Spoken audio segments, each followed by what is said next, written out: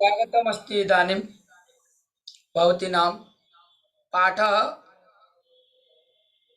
प्रारभते। इदानीं विनीता महोदया पाठयति, वयं शृणुमः। पाठयतु महोदया। तृतीयः पाठः स्वभावलम्बनम्। कृष्णमूर्तिः श्रीकण्ठश्च मित्रे आस्ताम्। कृष्णमूर्ति और श्री कृष्णमूर्ति और श्रीकंठ मित्र थे। श्रीकंठस्य पिता समृद्ध आसीत्। श्रीकंठ के पिता समृद्ध थे, अतः तस्य भवने सर्वविधानि सुख साधनानि आसन्। इसलिए उनके भवन में सभी सर्वविधानि सब प्रकार के सुख साधन थे। तस्मिन् विशाले भवने चत्वारिंशत् स्तम्भाः आसन्। उस विशाल भवन में 40 खंबे थे। तस्य अष्टादश प्रकोष्ठेषु 50 गवाक्षाः, चतुश्चत्वारिंशत् द्वाराणि, षट्त्रिंशत् विद्युत् विजनानि च आसन्। उनके 18 कमरों में 50 खिड़कियां, 44 द्वार, 36 बिजली के पंखे थे। तत्र 10 सेवकाः निरन्तरं कार्यं कुर्वन्ति स्म। वहाँ 10 सेवक निरंतर कार्य करते थे।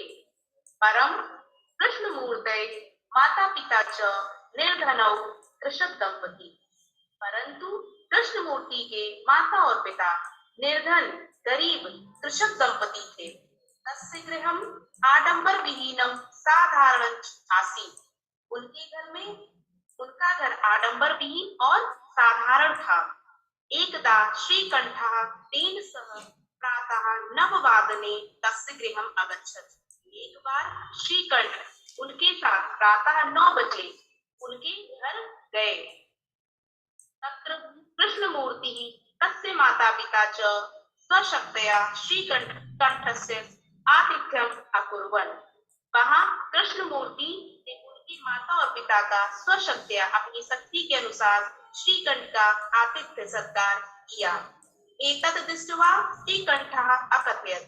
यह देखकर श्रीकंठ ने कहा, मित्र, अहं भवतां सत्कारेण संतुष्टो अस्मि। मैं आपके सत्कार से संतुष्ट हूँ। केवलम इदमेव मम दुःखम यत् तव गृहे एकोऽपि प्रत्याह नास्ति। केवल यह ही मेरा दुख है जो तुम्हारे घर में एक भी सत्य नौकर नहीं है। मम सत्काराय भवतां बहु कष्टम जातम। मेरे सत्कार के लिए भवतां आपको बहुत कष्ट हुआ। आप सबका भवताम् अत्र षष्ठी बहुवचनमस्ति।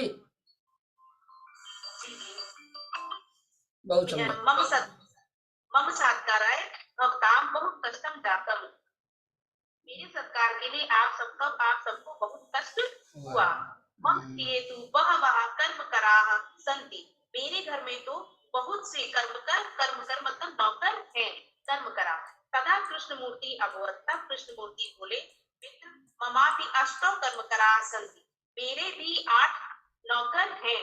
ते च 2 पादौ 2 हस्तौ 2 नेत्रे 2 श्रोत्रे इति।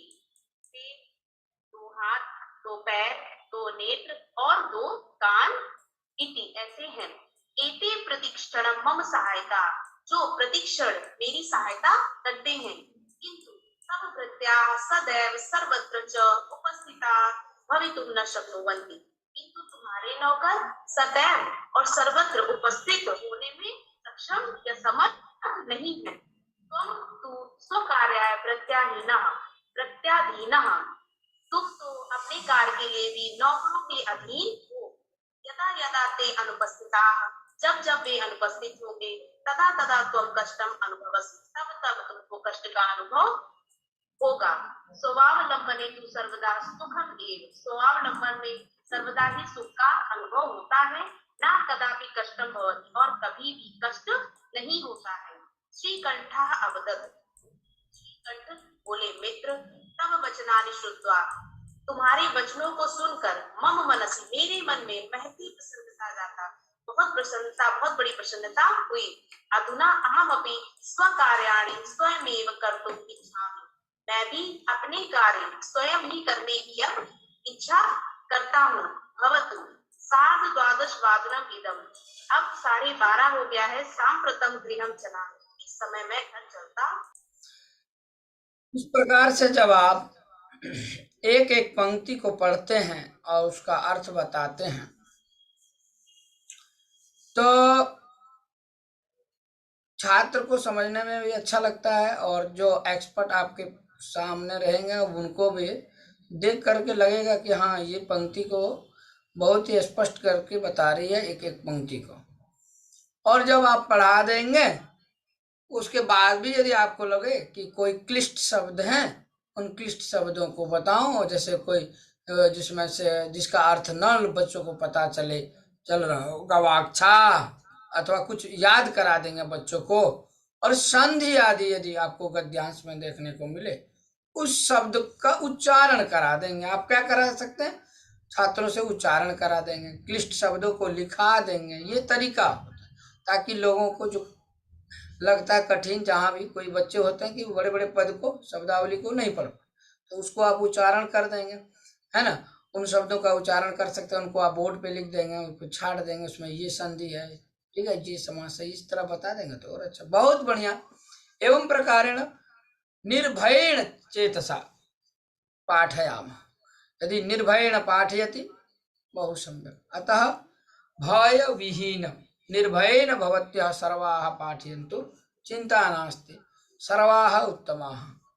प्रतिदिनं पठन्तु शृण्वन्तु अभ्यासं कुर्वन्तु। आप प्रतिदिन पाठों को चुन लें, अपना अच्छे अच्छे पाठों को 6 से लेकर 10 तक सभी पाठों को आप सब चुन लें और उसका पाठ करें, उसका वाचन करें। आप वाचन करें, अर्थ लगाते चलें। जहाँ भी आपको कष्ट हो तो आप प्रश्न को करें, पूछें हम लोगों से और फिर उसका अभ्यास कर लें। यही एक तरीका है।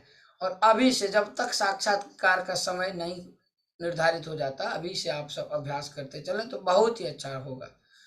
बहुत बढ़िया, शोभनम, उत्तम।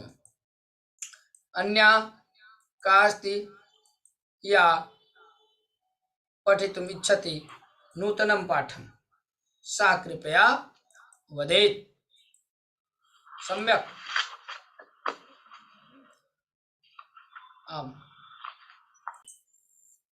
तो मित्रों, जब आप इस तरह से पाठ के एक एक पंक्ति को पढ़ते हैं और छात्रों के बीच रखते हैं या एक्सपर्ट के सामने जब सुनाते हैं, अर्थ बताते हैं तो बड़ा अच्छा लगता है। जो क्लिष्ट शब्द हैं, जो पद हैं, उन पदों को आप रखें और लिख लें और उसका अर्थ बताएं। जहां संधि है वहां संधि बताएं, समास जाए वहां समास बताएं। मित्रों, इस प्रकार से आपका यह डेमो क्लास बहुत ही अच्छा और उत्तम रहेगा। मित्रों, आज के लिए इतना ही। मित्रों, वीडियो को अवश्य लाइक करें, शेयर करें, चैनल को आप सब्सक्राइब कर लें। जय तु संस्कृतम, जय तु भारतम। नमो नमः।